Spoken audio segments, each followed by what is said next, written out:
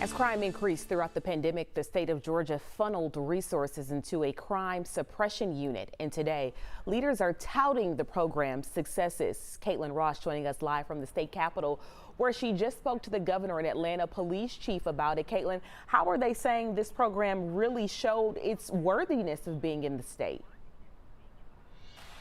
Well, that's a great question, Aisha. They say they've really focused on crime suppression and stopping crime before it starts. So how have they done it?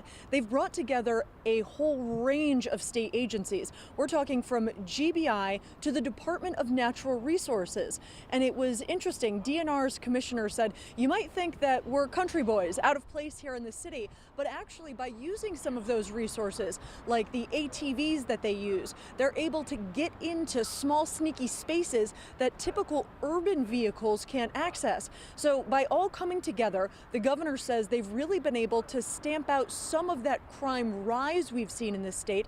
And he says that money that they threw at getting crime down is worth it.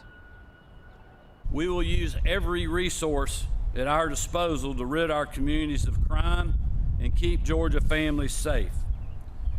Some of those resources are on display here this morning, so you can see firsthand what we're putting into this fight.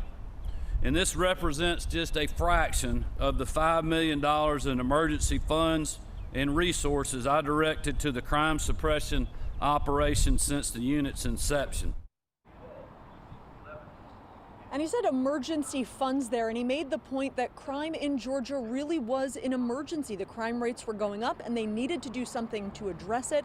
So the leaders who spoke today do believe that this collaboration is working, but they say it can only work with the partnership of the justice system.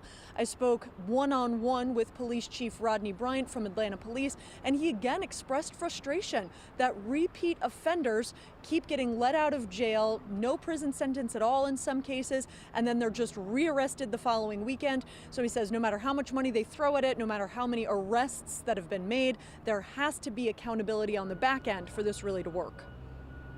All right, Caitlin, thank you. Got to end that cycle.